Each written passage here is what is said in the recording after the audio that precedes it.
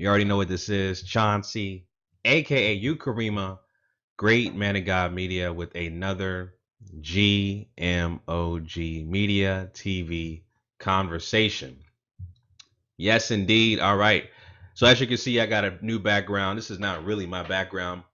Some of you may not know, my wife also has a YouTube channel and completely different genre or topic of what she talks about. She does hauls and makeup tutorials and stuff like that. So I came, I just came back from taking my kids to the Wow Factory.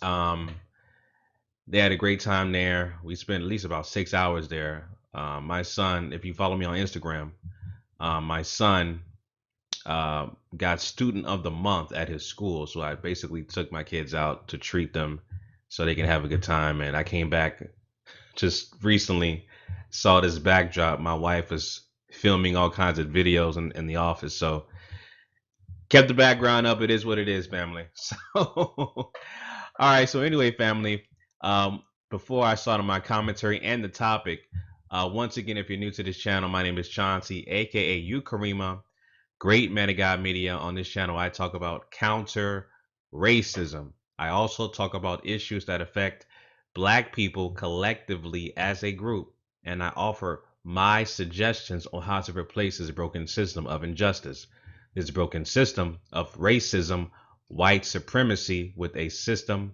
of justice. So if you subscribe to that ideology, please subscribe to this channel. If you don't, you're hate watching. It's pointless. Just click off and go about your business. It's that simple. All right, family. So today's topic I want to talk about is the illusion of inclusion in white society. All right. And I'm going to bring out a couple of articles and some clips I'm going to illustrate to you to get a better grasp of what I'm talking about. All right. And so I've talked about this in previous videos as far as the illusion of inclusion. My last video where I talked about the Boule organizations, these BGLOs, Black Greek letter organizations, the Black Church, et cetera, right? And you know that there's like a black everything, right? And I'm gonna break this down in the video as far as the history of where all of these black, organizations came from, the Black Church, HBCUs, NAACP, all of that, it stems to one thing: racism, white supremacy. So I'm gonna break this down in this video and also illustrate a couple of articles that I came across. All right, so I talked about this before in my last video, right? I talked about this case that came out back in 1896, okay? This was regarding the case of Homer A. Plessy and John H. Ferguson, all right? So this was the case in 1896, which basically upheld racial segregation, okay? Meaning overt racism, white supremacy was the norm, all right, in that time. But the Plessy versus Ferguson case was historical in terms of the progenitor of starting all of these blackenized organizations, right? But the Plessy versus Ferguson case it took place in May 18th, 1896. And it went to the U.S. Supreme Court, okay? And they ruled that separate but equal facilities were constitutional, okay? Now, that's also a myth because we were separated, but we were not equal, okay? And that was illustrated within the National Advisory Commission on Civil Disorders in 1967, which I talked about before. Check out my video, Civil Disorders 2016. I'll have it up here on the screen so you can see it. I break all that stuff down there. But basically, the Plessy versus Ferguson decision upheld the principle of racial segregation over the next half century. The ruling provided legal justification for segregation on trains and buses and in public facilities such as hotels, theaters, schools, and the Supreme Court, they overruled the decision in the Brown versus Board education trial in 1954. So that's how long from Plessy versus Ferguson in 1896.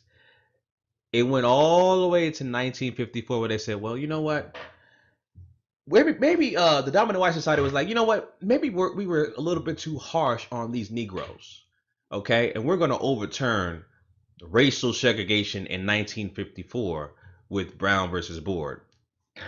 But like I said before, the progenitor of all of these black organizations, the black church, right? HBCUs, fraternities, sororities, right?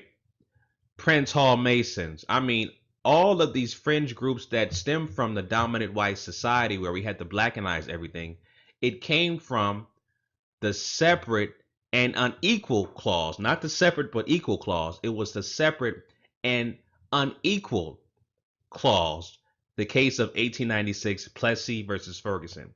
That's where that all started. That's where the illusion of inclusion started, where blacks were, of course, not able to join white organizations, not able to join their schools, right?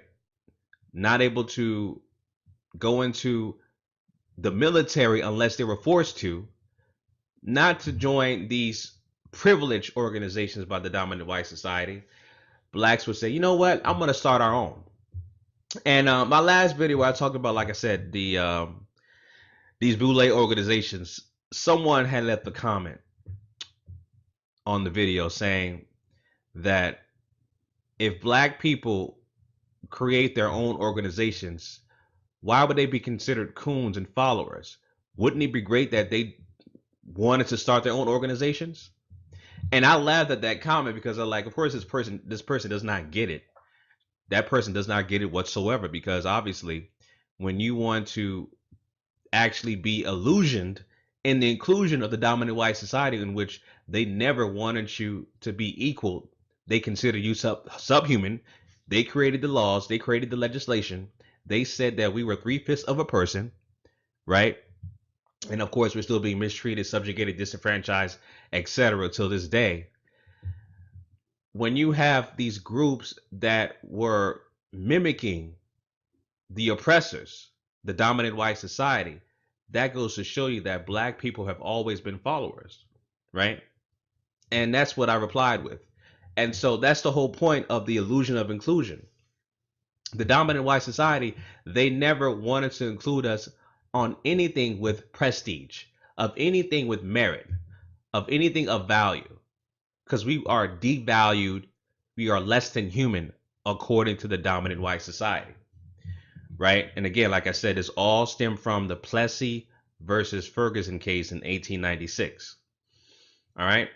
So again, the illusion of inclusion, okay? We were never accepted, we were never valued, we were never equal to the dominant white society in joining all of these organizations. And that's all 9 areas of activity. Like I said, economics, education, entertainment, labor, law, politics, religion, sex, and war.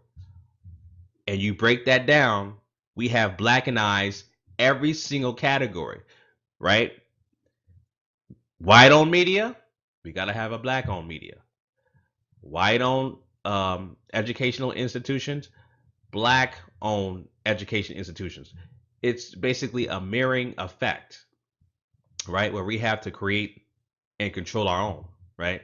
And I've always talked about that black people collectively, we need to stop depending on the dominant white society's resources.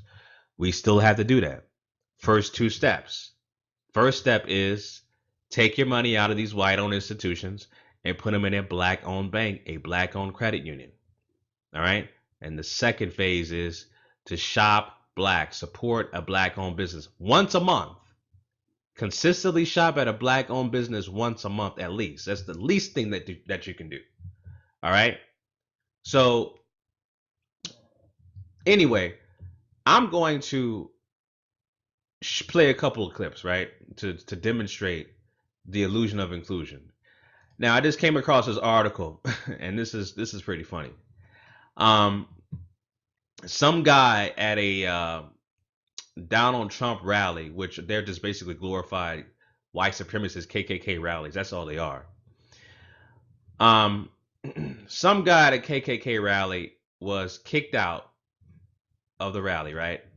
And black guy kicked out of the rally. Turns out he was a supporter of Donald Trump. Donald Trump, in turn, called this man a thug, which you guys know, the thug is a code word for nigger.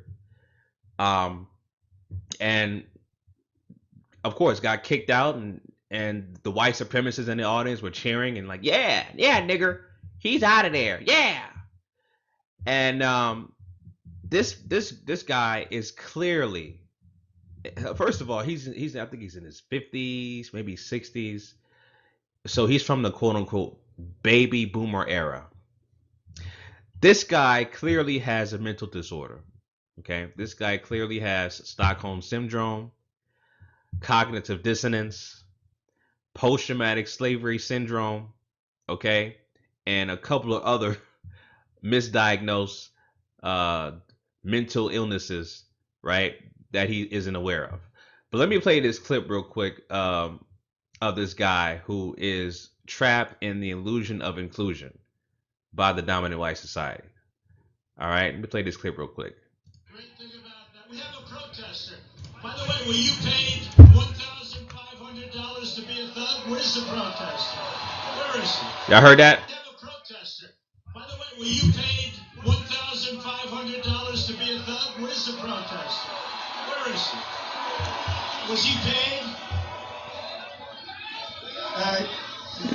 You can get him out. Get him out.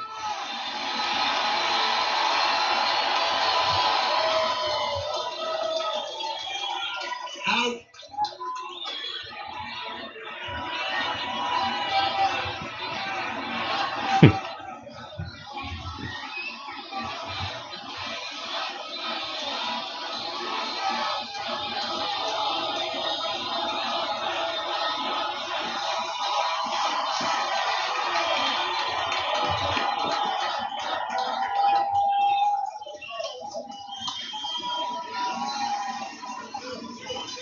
There you go, right there. And I'm pretty sure that was his defining moment. Folks, did you see? Donald Trump called me a nigger. He called me a thug. I'm so happy. That Clinton was paying people $1,500 plus an iPhone to go out and be violent at our rallies. This dude said $1,500 plus an iPhone. That's crazy. It's a disgrace. It's a disgrace. But I'll tell you what, they found our people are very tough. They found that out. He's happy. We also found out He's that happy. President Obama in the email. He's happy, man. He's happy. He's happy he got kicked out. He's happy that he was called a nigger. You know, that was his, like I said, that was his defining moment.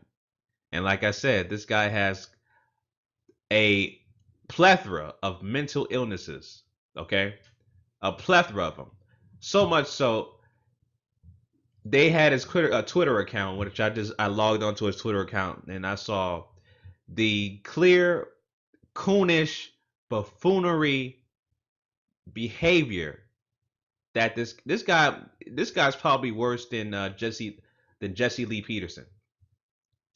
I mean, guys, let me read some of the quotes that this guy has on his Twitter account. And this is him talking about after he got kicked out of the Donald Trump, aka white supremacist KKK rally. So he says that that was not what I felt being escorted out. I felt joy. God asked if I would. God asked if I would. I did. Mission accomplished. And please do not think the hardship that came out of the mission was not anticipated or described beforehand. Please do not think I cowherded at the chance to get Donald Trump attention. You can see I did not. In fact, take a look. I still support Donald J. Trump for president. By the way, I was probably the only black, at least at the front. It's not his fault he did not know who I was at the moment. He has been so traumatized by black hate. What would I have thought I was doing? We have never met, but yelling CJ seemed to have stunned him for a second. Black guy with sunglasses at night documents sensitivity to light. Medical. I am lucky I wasn't thrown under the jail, so you haters can carry on. See? Yo, of course, this is a lost Negro coon. He is far gone. And this is a guy who wants to be and accepted to the dominant white society in which they hate you. They hate your guts. But again, this guy suffers from Stockholm syndrome. He suffers from cognitive dissonance. He suffers from post-traumatic slavery syndrome, right? And of course, a plethora of other mental illnesses that he's not aware of. But clearly, he wants to be accepted and he's being rejected. And it's right there in front of his face. But of course, that was his defining moment. He still supports Donald Trump. And one thing I can say about Trump, right? I like Trump for this reason. Trump is honest. I haven't really seen this guy lie about his racism. He clearly tells you he's racist. He clearly tells you that his race is superior. It's not just what he says, it's what he does. You know, he has a history of racism, starting with his father, who his father accumulated a whole bunch of wealth from quote unquote minorities by making sure that black people weren't able to rent out apartments from his real estate, things of that nature. So he has a long bloodline of racism in his family, and he embraces that. He loves it. He loves being the villain. He knows what he's doing. He takes a page out of Margaret Sanger's book, The Negro Project, by using black people as pawns for his political agenda. And he's smart about it. He knows exactly what he's doing. That's why I like about him, because he doesn't lie. He tells you straight to his face. I don't like you niggers. The only thing you niggas can do is shine my shoes. You can work under my businesses, and I'm going to use you guys for my benefit. He tells you that. Black people accept that because they fall under the illusion of inclusion. Right? And so that's, like I said, that's one thing I can say I like about Donald Trump. He's honest. He's completely honest, and it's in a comparison to Hillary Clinton and the Clintons. They're the opposite. They're liars. They're straight up liars, pathological liars.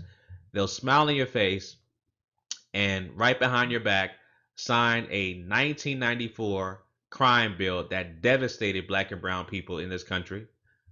3-strike laws, prison industrial complex, etc., etc. Go watch that movie 13th. Powerful documentary. I say it's the best documentary of this year.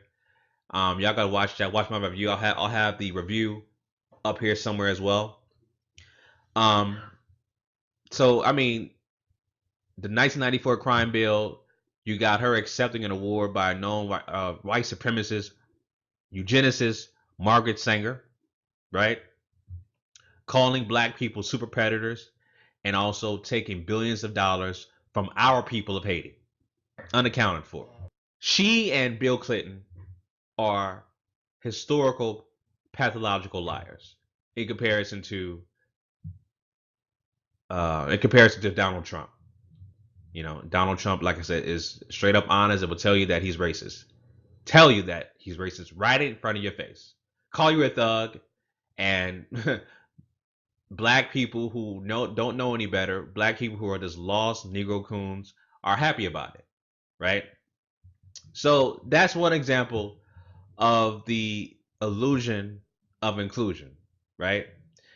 Another article I came across, and I'm gonna play a clip for this video as well. This is regarding a star black female kicker who was mocked in a racist Instagram post that includes a gorilla suit. All right, I'm gonna play the video and I'm gonna show you guys this young black female who growing up in a predominantly white area just wants to be accepted. But let me play this clip real quick and I'll offer my commentary afterwards. You need to think before you post. The Midland High Dow High rivalry played out on the field, but it's what happened after the game that has attracted international attention. This photograph was posted on Instagram showing former Midland High School student Raina Muck with a student who was in a gorilla costume. The post under the picture read, "Got a pit with Dow's kicker." Dow's female field goal kicker is senior Ashton Brooks, who is African American. You see her here making a pass in a Dow High School basketball game. Most on social media who saw it were upset, including one Twitter user who wrote, "Rivalry is good, but to be racist is despicable. You should be appalled and expelled from school. This is bullying to the highest level." The Midland School District put out a statement saying, in part, Midland Public Schools is sickened by the social media post and feels awful for Ashton and her family. The board, superintendent, and high school administrators have thoroughly investigated this incident. Part of the investigation included finding out the male student who was in the gorilla outfit did not know this picture would be posted with the racist message. We spoke with Raina Muck on the phone earlier today, who said she feels bad about the post and it was a temporary lack of judgment. Midland School Superintendent Michael Shero says Muck did not graduate from the school district. He also explained that students bring different costumes to Dow and Midland High School sporting events to show support for the teams. Dow High School students reacted to the post. I think it's pretty disrespectful, especially for her. I thought it was really racist because I know that person might be doing it as a joke, but truly, why do you even post that kind of stuff? I think it's really stupid. I think it's totally inappropriate, and that the person who did that should not have done that. It is mean and cruel and it's bullying. It's mean, it's cruel, and it's bullying. Well, that's cute of these white students. That's really cute. Again, the reality of the situation is, white people, if you're watching, we live in a system of racism, white supremacy. Okay, you guys, white people, control all 9 areas of activity. Once again, that's economics, education, entertainment, labor law, politics, religion, sex, and war. You guys control all the areas of activity. Okay, don't believe me? How many black governors of any state in the United States do you have? How many black governors do you have? That would be 0. There's no black governor. So I just named 2 examples in the tech industry, or the business industry, and the political industry, or the political landscape. 2 examples. Okay. So going back to this story, right? The black, I put it back on my monitor. The black female kicker. This is what she looks like here, young lady here, young black lady. And clearly she lives in a predominantly white area, okay? Another example of the illusion of inclusion.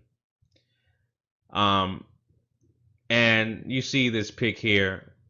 Now, I wouldn't imagine, right? This guy was interviewed because he knows exactly what he's doing, especially in Halloween.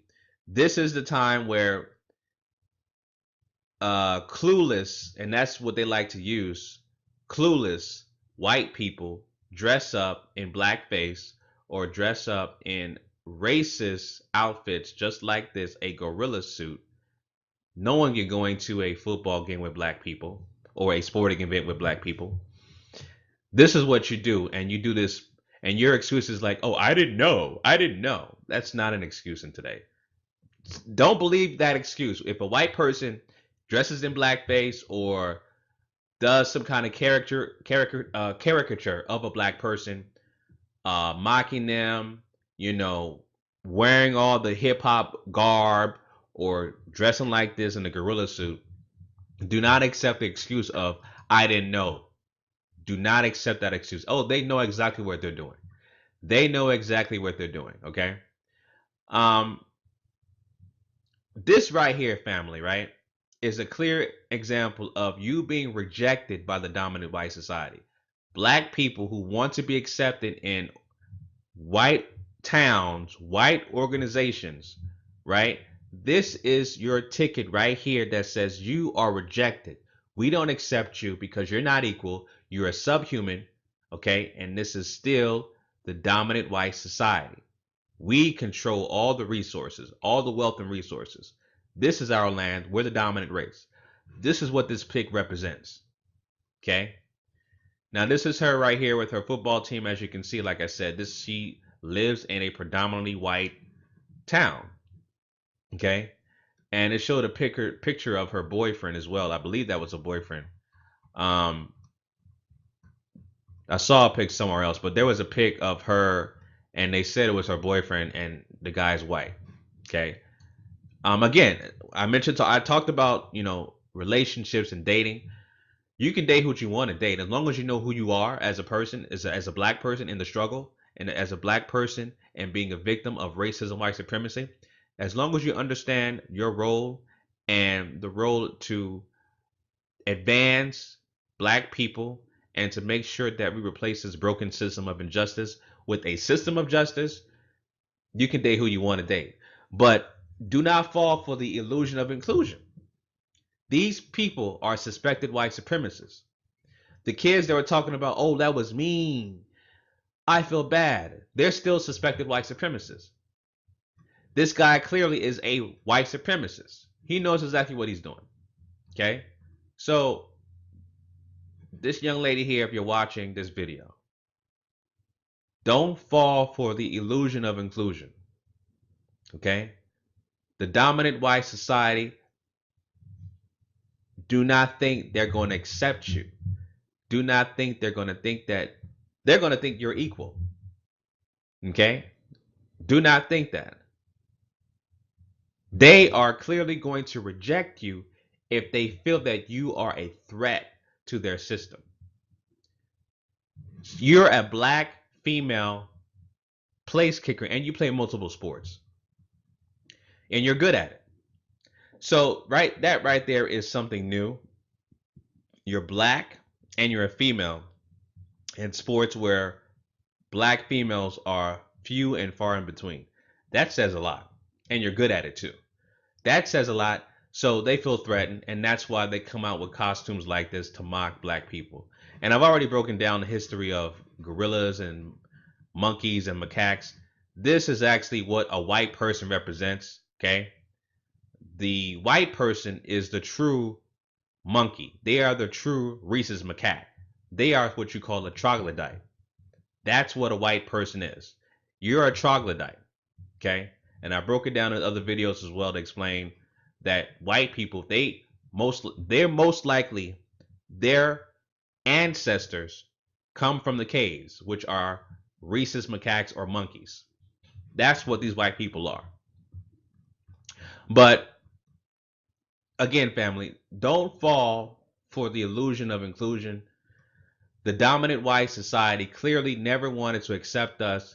They never wanted to think that we were equal. They never thought that we were human. We were subhuman.